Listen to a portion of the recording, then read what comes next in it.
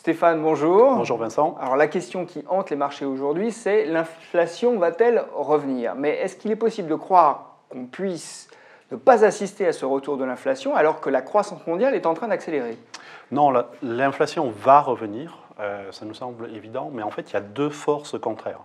Il y a des forces cycliques, qui sont celles auxquelles vous faisiez allusion, qui vont pousser l'inflation vers le haut, et puis il y a des forces beaucoup plus structurelles qui maintiennent l'inflation bas. Alors les forces cycliques, on sait ce que c'est si vous avez plus d'activité, vous créez plus d'emplois, en particulier aux États-Unis, les chiffres de création d'emplois étaient très bons le mois dernier. Avec un plan de relance fiscale par-dessus. En plus, une partie de ce plan de relance fiscale va être redistribuée en salaire. On a vu pas mal d'entreprises qui ont dit je vais augmenter les bonus, les salaires minimums, etc., etc.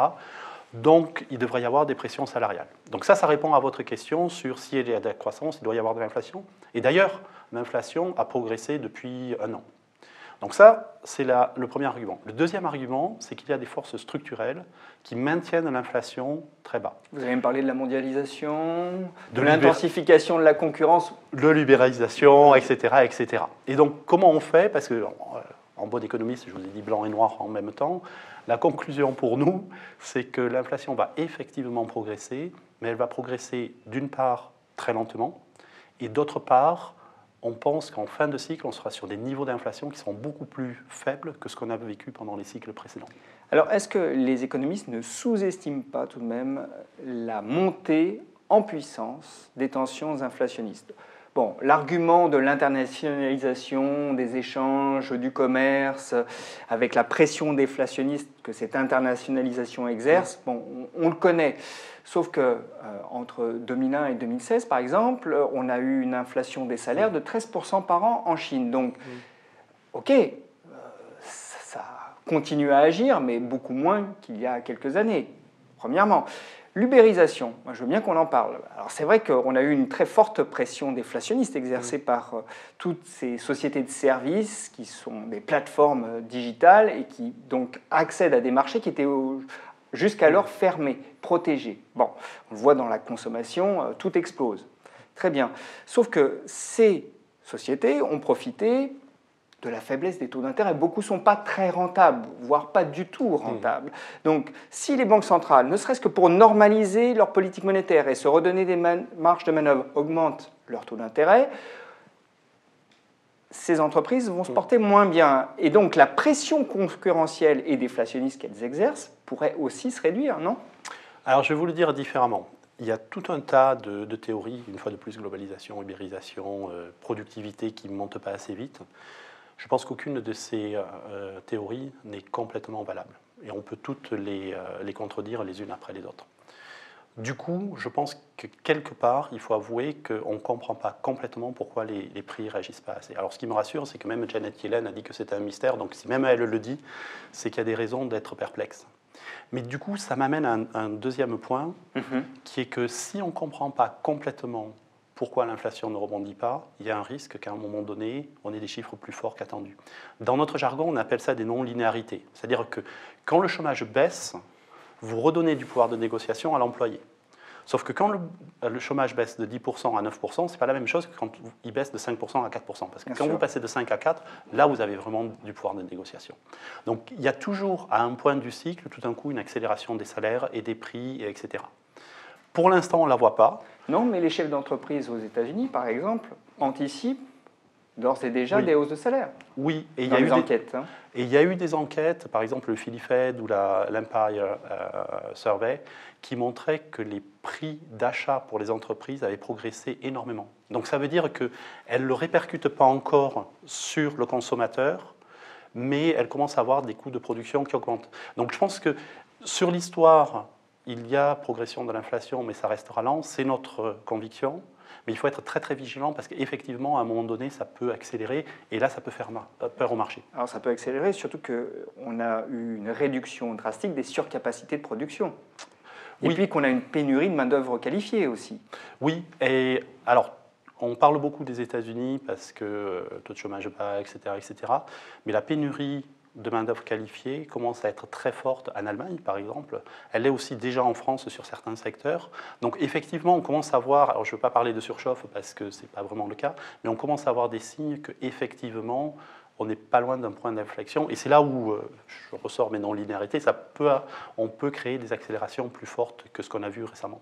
Ça veut dire, bon, encore une fois, que l'inflation, selon vous, devrait progresser. Elle devrait rester relativement mesurée. On ne parle pas d'hyperinflation, hein, entendons-nous.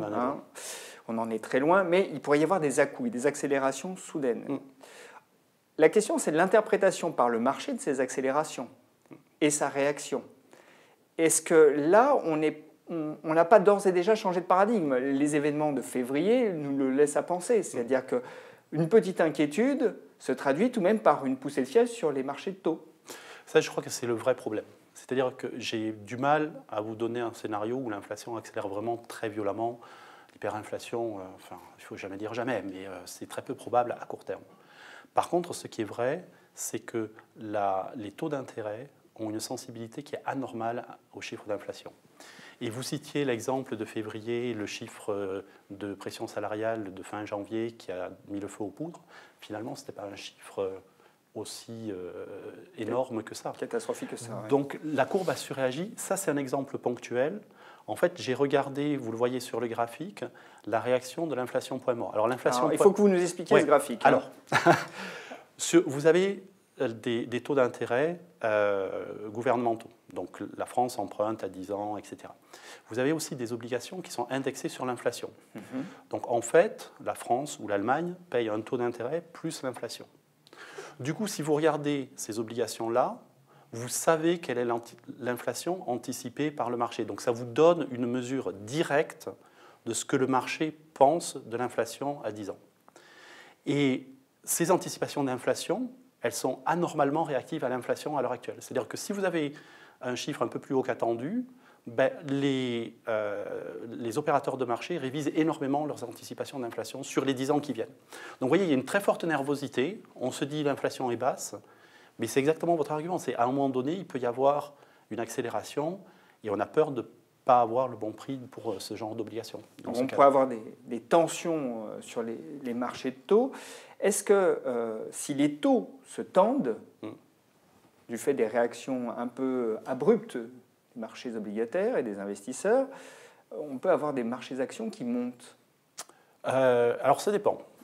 Si les taux montent parce que l'économie va mieux, typiquement, la bourse monte en même temps. Et si vous regardez depuis 2009, il y a une corrélation positive entre les taux d'intérêt et la bourse. C'est-à-dire que quand vous avez des bonnes nouvelles économiques, les taux montent, mais la bourse monte en même temps. Quand vous avez des mauvaises nouvelles, ça baisse en même temps. Donc la réponse, c'est oui, ça peut arriver. Sauf qu'il y a deux bémols, en fait. Le premier bémol, c'est qu'il ne faut pas que les taux montent trop vite. Et ça, on l'a vu en janvier, il y a un moment où on est arrivé à 2,85 et la bourse a dit c'est trop haut, etc. On l'a vu aussi pendant le taper tantrum, si vous vous souvenez, en 2013, quand Bernanke a dit on va arrêter le QI de la Fed. Les taux à 10 ans américains ont gagné plus de 10 BP en quelques heures. 10 points de base. Et 10 points de base, et la bourse s'est effondrée. Donc ça, c'est le premier bémol. Le deuxième bémol, c'est, pour revenir à l'inflation, si vous avez des pressions inflationnistes, là, par contre, c'est mal interprété par le marché. Et vous voyez, le risque, une fois de plus, ce n'est pas tellement qu'on ait une hyperinflation qui arrive, parce que ça, j'y crois pas vraiment.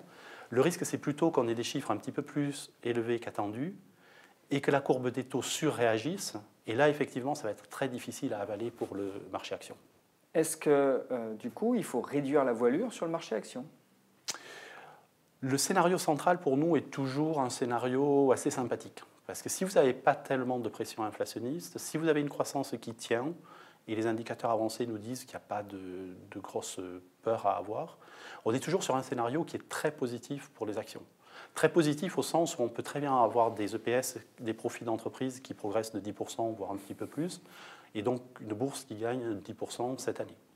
Je pense que le problème, c'est plutôt ce qu'on appelle les scénarios alternatifs. C'est le cas où l'inflation progresse, la courbe surréagit, et puis on n'a pas parlé des banques centrales, mais si à un moment donné, il y a une vraie, je ne vais pas dire panique, mais un vrai stress de marché sur l'inflation, il va bien falloir que les banques centrales calment tout le monde. Et ça se fait en montant les taux. Là aussi, c'est très difficile de le faire sans pénaliser la bourse. Donc vous voyez, pour répondre à votre question, pour moi, le scénario central, il est toujours très porteur. Le problème, c'est qu'on a de plus en plus de risques sur un scénario alternatif.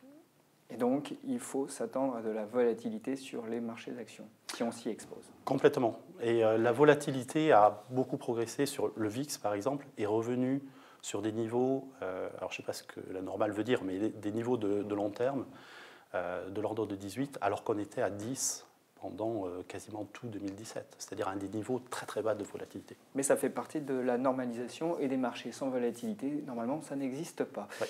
Stéphane, merci. Merci.